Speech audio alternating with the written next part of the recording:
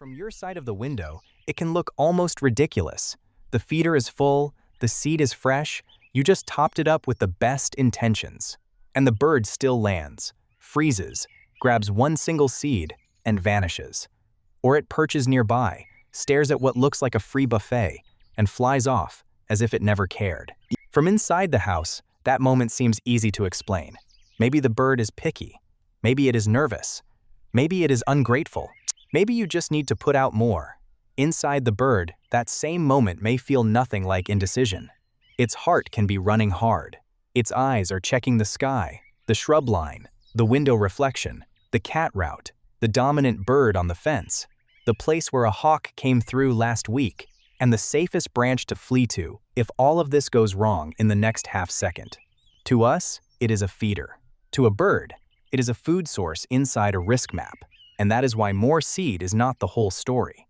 If you feed birds in your garden or watch them from a balcony, you have probably seen some version of this.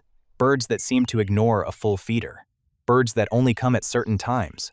Birds that fight, hover, hesitate, take one seed and leave, or suddenly disappear for days. The surface explanation is almost always hunger. If food matters, then more food should solve it. That sounds reasonable, because food is part of the picture. But what looks like feeding behavior is often also safety behavior, memory, social behavior, seasonal behavior, and stress behavior all at once. And once you see that, a lot of confusing backyard bird moments start to make sense. More importantly, you stop asking only, "What should I feed them?" and start asking the much more useful question. What is this bird telling me about how this space feels to survive in? That is the promise of this video. We are going to look at what hesitation, grab-and-go feeding, sudden absence, and feeder drama may really signal, and how a few changes to safety, calm, placement, cleanliness, cover, and timing can matter more than simply pouring out more seed. The first layer is the one most people underestimate: fear. Behavioral ecologists, including researchers like John Lima, have spent years showing that animals do not feed wherever calories exist. They feed where calories and safety overlap. If the danger feels too high, they eat less, eat faster, or leave sooner. There is even a simple idea in ecology that animals give up on a food patch earlier when it feels unsafe. In plain language, they leave food behind because staying alive matters more than finishing the meal. So when a bird lands on your feeder, snaps upright, flicks its head in every direction, takes one seed, and darts to a branch, that may not be a review of your menu. It may be the bird balancing two urgent needs at once: eat, and do not get killed while eating. That is also why a feeder in a beautiful open spot is not always a good feeder. Humans love a clear view. Birds often need a fast escape route, but they do not want that escape route to be an ambush tunnel either. A feeder placed near cover can help birds feel secure, especially small species that prefer a quick dash to a shrub or small tree. But if the area directly below or beside the feeder is a perfect hiding place for a stalking cat, the same cover becomes a threat. So the backyard translation is this: before you buy more seed, look at the scene from the bird's eye level. Is the feeder hanging in a wide, exposed blank space with nowhere safe to retreat? Is it jammed right next to dense cover where a predator could launch from underneath? On a balcony, is there any sheltering structure nearby at all, like planters, a small potted shrub, or a branch setup that helps birds land and assess safely? Many birds use a feeder best when they have both visibility and a quick route out, not luxury. Options. The next layer is memory. A wild bird does not start fresh with your garden every morning. It carries experience. Some birds, especially food-caching species like chickadees, titmice, nuthatches, and jays, are famous for strong spatial memory. But even birds that are not caching specialists learn quickly. They remember where food was reliable, where a loud disturbance happened, where they were chased, where a collision nearly happened, where a dominant bird kept driving them off, and where feeding felt calm. This is one of the biggest emotional reframes for backyard bird lovers. What people often call trust is usually repeated learning. A bird is not making a moral judgment about you. It is updating probabilities. Safe here, risky there. Good seed here, bad surprise there. That means one event can change the pattern more than people expect. A window reflection. that looks like open sky, a child running at the glass, a door slamming beside the feeder, a neighborhood cat appearing under the station. Even a well-meant move, like suddenly relocating the feeder to a totally different part of the yard, can reset how birds use the space. The practical meaning is reassuring, though. If birds suddenly seem wary, that does not always mean you have failed or that they are gone for good. It often means the space has to become predictable again. Keep the setup steady. Move more slowly near the feeding area if birds are already on edge. If you need to change feeder location, expect a learning period. And if the garden has had a frightening event, give it some quiet time before assuming the birds no longer like your yard. Now comes a layer that surprises people even more. Sometimes the bird that takes one seed and leaves is not especially afraid. It is just feeding the way its species feeds. A chickadee grabbing one sunflower seed and flying to a branch is often being a chickadee. It may carry the seed to a safer perch, wedge it, shell it, and eat it there. It may even cache it for later. Nuthatches often do something similar. Jays may grab and go. Cardinals usually prefer more stable footing and may linger differently. Goldfinches use thistle or Niger feeders in their own way. A bird skipping a mixed seed feeder may not be spoiled. It may simply be sorting for the foods it can handle efficiently and ignoring cheap filler or pieces that are stale, awkward, or low value. So if you are watching a constant pattern of one-seed visits, do not assume the bird wanted to stay and was disappointed. For some species, the feeder is not a dining room. It is a pickup point. That matters because people often try to solve every feeding puzzle with quantity. But a larger pile of the wrong food, or a crowded feeder that forces birds into stressful proximity, does not feel like abundance from their perspective. It can feel like competition. And that brings us to the next hidden layer: social dynamics. Backyard feeders are not neutral. They create a concentrated food patch, and concentrated food changes bird behavior. More assertive or larger birds may dominate the best positions.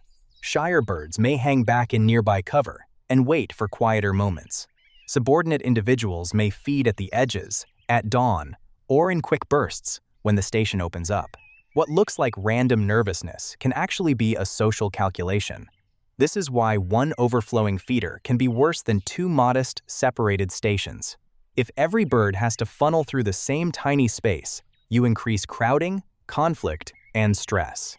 If you spread feeding opportunities out, even by a small distance or at different heights, you can make the area usable for more kinds of birds.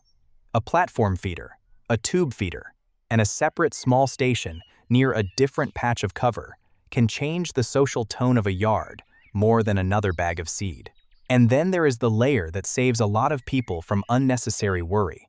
Season. Birds do not use feeders the same way all year because their needs are not the same all year. In spring and early summer, many adults are hunting insects for nestlings because growing chicks need protein, moisture, and nutrients that dry seed does not provide well. In late summer and autumn, natural seeds, grasses, fruits, and weed heads can become abundant. During molt, when birds replace feathers, behavior can become quieter and more cautious. In winter, energy demand rises, but cover, calm, and weather protection matter even more. A feeder that was packed in January may be quieter in July for completely normal reasons. This is where more seed really starts to fall apart as the only explanation. A bird-friendly space is not just a place with calories. It is a place with the right food at the right time, safe approaches, water, cover, and the natural habitat pieces that feeders cannot replace.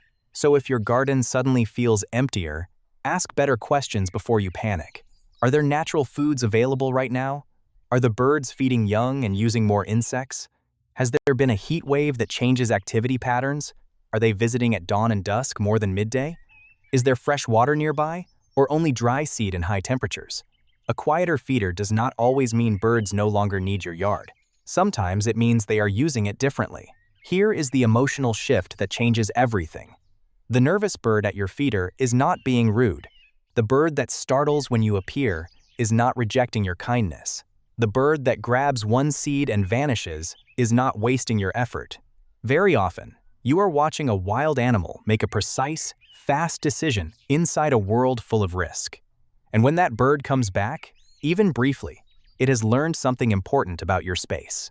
Not that it is cozy, not that it is home in a human sense, but that, on balance, it is usable, survivable, worth returning to.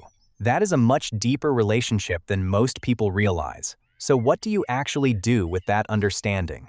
First, design for safety before abundance. Put feeders where birds can approach, feed, and leave without crossing a danger zone. Aim for nearby escape cover with clear sightlines, not a long exposed flight, and not a hidden ambush pocket. If neighborhood cats roam, the best seed in the world will not compensate for predator pressure underneath the feeder. On balconies, even a few natural elements like planters, a small shrub, or a branch perch can help birds feel less exposed. Second, reduce sudden disturbance. If birds are constantly flushing, think about motion as much as food. Repeated rushing to the window, loud activity right beside the feeder, or frequently changing the setup can keep a space in a permanent state of uncertainty. Calm, predictable patterns matter. If you want to watch closely, do it slowly. Let the birds choose the distance. Third, make the food station clean and fresh. Wet, clumped, moldy seed and heavy droppings do not just look bad. They change how birds use a feeder and can increase disease risk. Put out amounts that will stay fresh, rather than filling a feeder so full that seed sits too long. Clean feeders regularly. Clear out old hulls and spoiled buildup below, especially in damp weather. A full feeder is not a gift if the food quality has deteriorated. Fourth, spread out pressure. If you are seeing constant chasing, shy birds hanging back, or only one or two bold species taking over, do not just add more to the same crowded spot. Add options. A second feeder out of direct line of sight, a different feeder style, or food presented at more than one height can make the area usable for birds that do not win feeder politics. Fifth, think beyond seed entirely. Fresh water often matters enormously, especially in heat. Native plants matter because they support insects, berries, and seed heads at the times birds actually need them. A tidy human space is not always a rich bird space. Even on a balcony, a few well-chosen plants and a reliable water source can make the area feel more like habitat and less like a vending machine hanging in the air. And because window strikes are part of this conversation, whether people realize it or not, treat glass as part of feeder design. If birds are feeding near reflective windows, make those windows visible to them with exterior patterns, screens, or other proven bird-safe treatments. Feeder placement can help too. Very close to the glass or much farther away is generally safer than placing a feeder in the middle distance where birds can build collision speed. Now, just as important, let's separate normal behavior from patterns worth closer attention. Normal survival behavior includes quick scanning, grab-and-go feeding, short absences after a hawk passes through, changes in visitation with weather or season, and brief squabbles over a good perch. Those things are not signs that you are doing everything wrong. They are part of wild birds being wild. What deserves closer attention is repetition, repeated window collisions, a feeder that stays wet and foul-smelling, seeds sprouting or molding in the tray, birds looking weak, fluffed, or lethargic for extended periods, heavy droppings build up under a station, a feeding area that has clearly become a trap because predators are using it. If several birds appear sick, pause feeding, clean thoroughly, and follow your local wildlife guidance before setting things back up. Calm observation is enough. You do not need to panic, but you do need to notice patterns. And maybe the most useful thing to watch is body language. A bird that feeds, pauses, and feeds again is telling you something different from a bird that lands tall, jerks its head every second, and bolts. A bird that uses the area at multiple times of day is telling you something different from a bird that only dares a single lightning-fast visit. These are not tiny details. They are the whole conversation. So why is more seed not the whole story? Because birds are not only responding to food, they are responding to a place. A full feeder can still feel dangerous. A generous garden can still feel exposed. And a small, simple setup can become deeply valuable if it is clean, predictable, protected from hazards, connected to cover, and supported by real habitat. What looks random from the kitchen window is often meaningful survival communication. A pause can mean risk assessment. A quick departure can mean normal species behavior. A disappearance can mean season, memory, predator pressure, or natural food elsewhere. A return can mean your space has become part of a bird's working map of safety and opportunity. And once you understand that, you stop measuring success only by how fast the feeder empties. You start seeing the deeper success, a calmer space, fewer hazards, better choices, and more honest attention to what the birds are actually showing you. If you have ever watched a bird hesitate, take one seed and leave, suddenly disappear, or change its whole routine at your feeder, tell me what you saw in the comments. Those ordinary little moments are often where the real story is hiding. And if you like this kind of deeper backyard bird behavior reading, subscribe.